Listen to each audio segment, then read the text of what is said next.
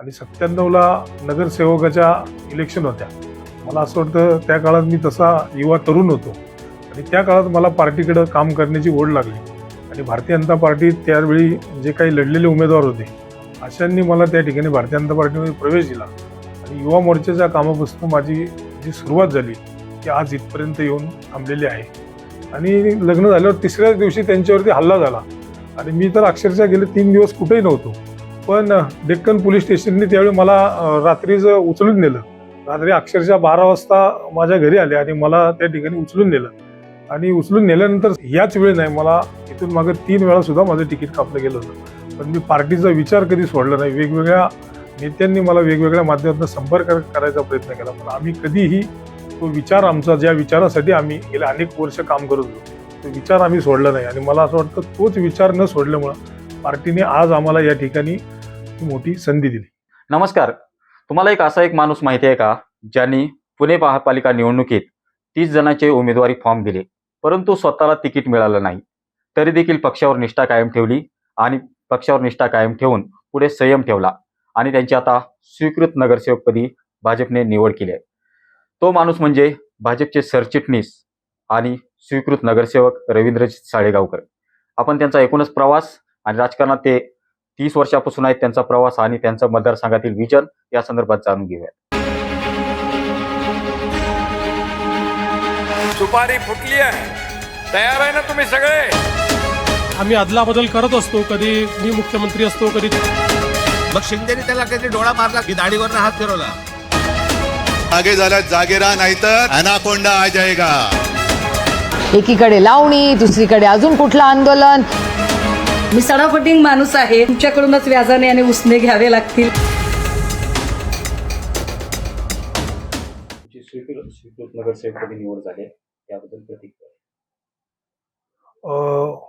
गेले अनेक वर्ष भारतीय जनता पार्टीचा कार्यकर्ता म्हणून मी काम करतो.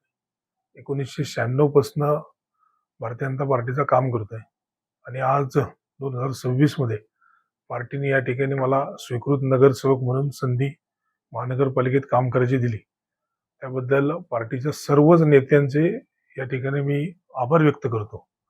आणि हे सर्व करत असताना आम्हाला लोकसेवा हेच नेहमी पार्टीमध्ये शिकवलं गेलेलं आहे.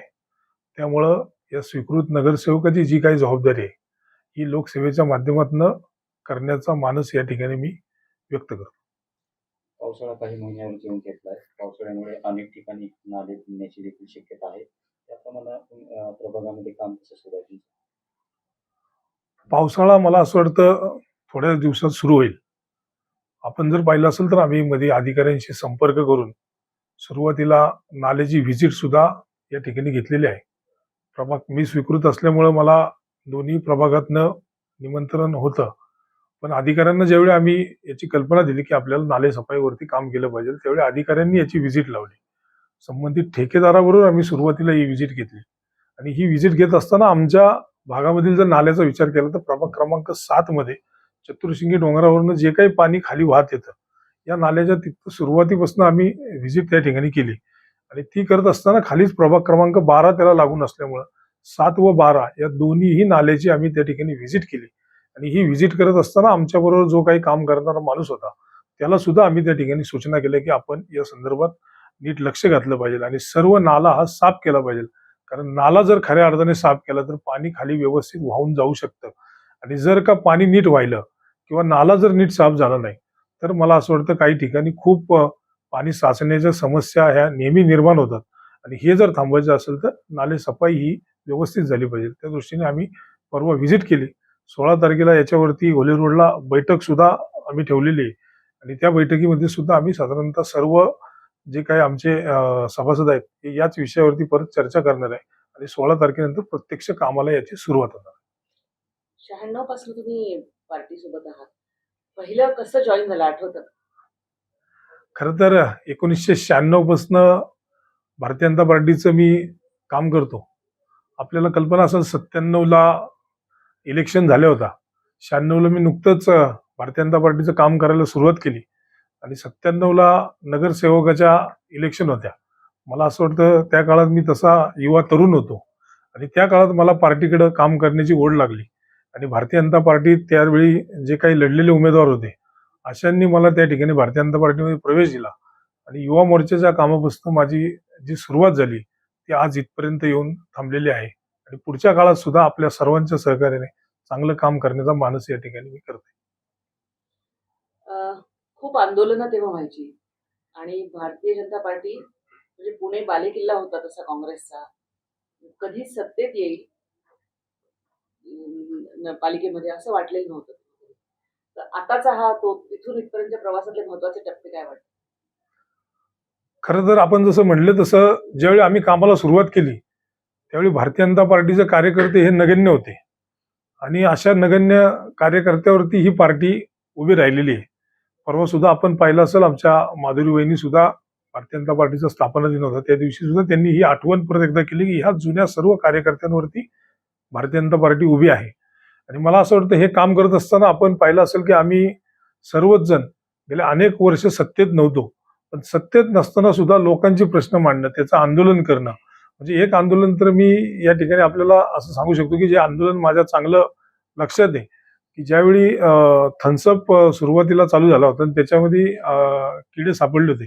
मला असं वाटतं त्यावेळी आमचे आत्ताचे केंद्रीय मंत्री मुरलीधर अण्णा मोहोळ आणि मी त्या आंदोलनामध्ये होतो आणि इतकं जुनं काम तेव्हापासून आमच्या अण्णा असतील किंवा मी असतील आम्ही सर्वांनी त्या ठिकाणी उभं केलं. इतर सुद्धा माध्यमातून लोकांच्या सुद्धा वेगवेगळ्या प्रश्नांवरती महानगरपालिकेमध्ये आम्ही खूप चांगली आंदोलन केली आणि ही आंदोलन करत असतानाच आमची यासारखी पिढी या ठिकाणी घडली आणि मला असं वाटतं या आंदोलनाचा फायदा नागरिकांची सेवा करण्यासाठी पुढच्या काळामध्ये आम्हाला नक्की होईल. पालिकेतले अनेक मुद्दे असतील. पालिकेमध्ये सुद्धा म्हणजे भाजपाची आंदोलनं मला आठवतात. विकास मटकरी असताना, उज्ज्वल केसकर असताना आणि वेगवेगळ्या प्रकारे म्हणजे जरी विरोधी बाकावर असलो तरी सुद्धा अस्तित्व दाखवून देण्याचं काम झालेलं आहे. तर त्यातली अशी आठवण आहे का की खूप हृदय आहे, खूप वेगळी आहे? खरं तर विकास मटकरी सर ज्यावेळी शहराचे अध्यक्ष होते त्यावेळी मी शिवाजीनगरचा अध्यक्ष म्हणून काम केलं होतं. 2010 ते 12ची ही साधारणतः घटना आहे आणि त्यावेळी मटकरी सरांबरोबर काम करत असताना वेगवेगळ्या विषयांवरती आम्ही खूप आंदोलन सुद्धा त्या काळात केली होती. मला असं वाटतं याच्यामध्ये संघटनेत काम करत असताना त्यांच्याबरोबरच्या माझ्या तशा खूप आठवणी आहेत आणि मला असं वाटतं ज्यावेळी आपले भीमराव अण्णा तापकीर यांची इलेक्शन होती त्यावेळी जर तुम्हाला या ठिकाणी सांगायला मला खूप बरं वाटेल की आमचे माननीय मुख्यमंत्री आत्ताचे देवेंद्रजी फडणवीस साहेब त्यावेळी तसे बघायला गेले तर आमदारच होते, पण ते आमदार असताना सुद्धा त्यावेळी ते एक भुसारी कॉलनी सारखा एक छोटा भाग होता आणि त्या भागामध्ये सुद्धा ते स्वतः घर टू घर जाऊन प्रचार करत होते आणि मला असं वाटतं त्यावेळी मला त्या अभियानाची त्यांच्याबरोबर जबाबदारी दिली होती आणि ती जबाबदारी मी पार करत असताना त्यावेळी देवेंद्रजींशी माझा एकदम चांगला संपर्क तयार झाला आणि देवेंद्रजीचं काम कसं असतं हे त्या काळात मी पाहिलेला कार्यकर्ता आहे. त्यामुळे ही एक माझ्यासाठी खूप वेगळी आठवण त्या इलेक्शनच्या काळातली आहे. मग सगळ्यात कठीण प्रसंग कुठला होता? कारण काय माहिती का की सत्तेमध्ये येऊ की नाही येऊ याची शाश्वती नव्हती. मग घरचेही म्हणतात खूपदा कशा लष्करच्या भाकरी बसतो, असंही तुमच्या बाबतीत झालं असेल. सगळ्यात केस खटले अंगावर घेणं हे सगळे प्रकार आहेत. कठीण प्रसंग कुठला होता? सगळ्यात काम करताना कठीण प्रसंग जर तुम्ही मला विचारला असेल तर मला असं वाटतं रोजचा दिवस आमचा कठीणातनंच चालू व्हायचा आणि मग संध्याकाळी झोपताना पण कठीणाईच असायची. यातला एक किस्सा मी आपल्याला खरं तर सांगू इच्छितो. माझं लग्न साधारणतः 2003ला झालं होतं आणि लग्न माझं झाल्यानंतर तिसऱ्याच दिवशी कुमार सप्तऋषींवरती हल्ला झाला होता आणि मी त्यावेळी धडाडीचा कार्यकर्ता, थोडक्यात जोरदार आंदोलन करणारा कार्यकर्ता अशी माझी त्या काळात ओळख होती आणि लग्न झाल्यावर तिसऱ्याच दिवशी त्यांच्यावरती हल्ला झाला आणि मी तर अक्षरशः गेले 3 दिवस कुठेही नव्हतो. पण डेक्कन पोलीस स्टेशनने त्यावेळी मला रात्रीचं उचलून नेलं. रात्री अक्षरशः 12 वाजता माझ्या घरी आले आणि मला त्या ठिकाणी उचलून नेलं आणि उचलून नेल्यानंतर साधारणतः घरचे पण सगळे गडबडले की अरे हा गेले 3 दिवस हा कुठं नव्हता, आंदोलनात नव्हता, काही नव्हता, पण तरी सुद्धा याला उचलून नेलं. तर मी त्यावेळी जाताना फक्त घरच्यांना एक सांगितलं जर का अर्ध्या तासात मला जर सोडलं नाही तर म्हणलं आपले माननीय अनिलराव त्यावेळी आमच्याबरोबर काम करायचे, आम्ही सगळेजण त्यांच्या नेतृत्वाखाली काम करायचो. अनिलरावांना फोन करा अशी मी घरच्यांना सूचना दिली आणि मला असं वाटतं तो दिवस माझ्यासाठी खूप कठीण दिवस होता आणि त्याच्यावरती माझी अशी गोंधळ उडाला होता आमच्या सासरच्या लोकांना, किंवा आपण मुलगी कुणाला दिलेली आहे, अशी ती माझ्यासाठी खूप जुनी आठवण आहे. आणि अनिलराव अर्ध्या तासानंतर त्या ठिकाणी आले आणि तिथले जे काही पीआय होते त्यांच्याशी चर्चा केली आणि त्यांना सगळी बाजू समजून सांगितली. आणि त्यानंतर मग मला त्या ठिकाणून सोडण्यात आलं. मला असं वाटतं हा माझ्या जीवनातला खूप आठवणीचा प्रसंग आहे.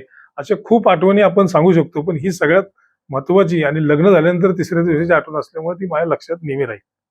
आणखी एक गोष्ट म्हणजे आपण बघतो हल्ली की तिकीट मिळालं नाही की पार्टी बदलतात. मग ही कुठली प्रेरणा होती तुमच्यासाठी की तिकीट मिळो न मिळो पार्टीचं काम करत राहायचं? खरं तर 1996 पासून आम्ही ज्यावेळी काम करत आलो त्यावेळी आम्हाला नेहमीच एक शिकवण पार्टीतनं दिली गेली की राष्ट्रप्रथम, नंतरून आपलं सर्व देश, राष्ट्रप्रथम आपण आणि मग आपण सगळ्यात शेवटी आपण, अशी मला वाटतं जी काय आम्हाला सूचना करत गेल्या, मला वाटतं त्याचीच शिकवण आमच्यावरती नेहमी बसली. आणि मला असं वाटतं याच वेळी नाही, मला इथून मागे 3 वेळा सुद्धा माझं तिकीट कापलं गेलं होतं, पण मी पार्टीचा विचार कधी सोडला नाही. वेगवेगळ्या नेत्यांनी मला वेगवेगळ्या माध्यमातून संपर्क करायचा प्रयत्न केला, पण आम्ही कधीही तो विचार, आमचा ज्या विचारासाठी आम्ही गेल्या अनेक वर्ष काम करत होतो, तो विचार आम्ही सोडला नाही. आणि मला असं वाटतं तोच विचार न सोडल्यामुळं पार्टीने आज आम्हाला या ठिकाणी ही मोठी संधी दिली. आता छोटं सरकार जे आहे महापालिकेतलं ते तुमचं सरकार आहे. काय 3 प्राधान्यक्रम आहेत शहरासाठीचे पक्ष म्हणून आणि तिथे सत्ताधारी म्हणून? खरं तर सरकार म्हणजे ट्रिपल इंजिन म्हणायला पाहिजे आता तुमचं. खरं तर सरकार म्हणण्यापेक्षा मी या ठिकाणी असं म्हणेल, आमचं सेवाच्या माध्यमातून काम करण्याची सगळ्यांनाच या ठिकाणी संधी मिळाली आहे. त्यामुळे आमचे सर्वच नगरसेवक हे लोकांची सेवा करतील. आपण जर पाहिलं असेल तर खूप नगरसेवक आता तुम्ही बघा पुढच्या काळामध्ये दिसतंय आपल्याला सगळ्यांना, खूप नगरसेवक आमचे रस्त्यावरती उतरून काम करतायत आणि हे आपल्याला सगळ्यांना दिसतंय सुद्धा.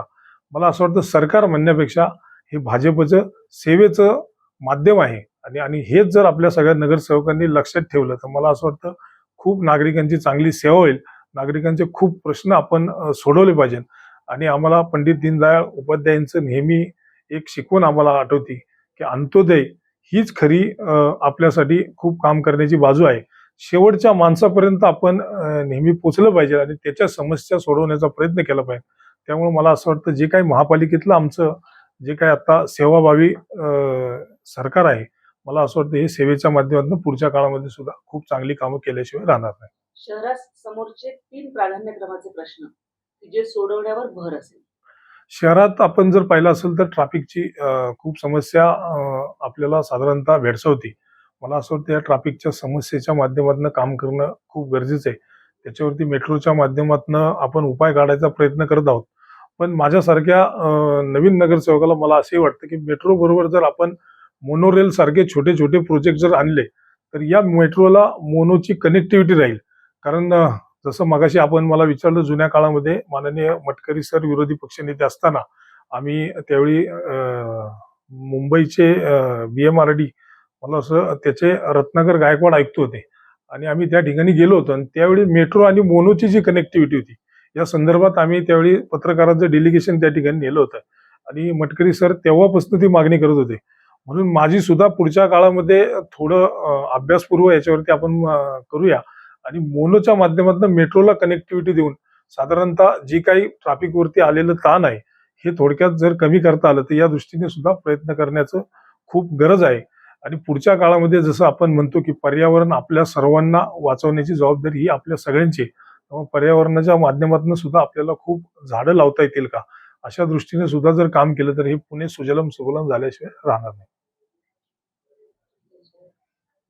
तुमच्या प्रभागामधील आता नागरिकांच्या समस्या सोडण्यासाठी जबाबदारी मोठी आली आहे, त्यामुळे आता कसं आव्हान असणार आहे तुमच्यासमोर नागरिकांना?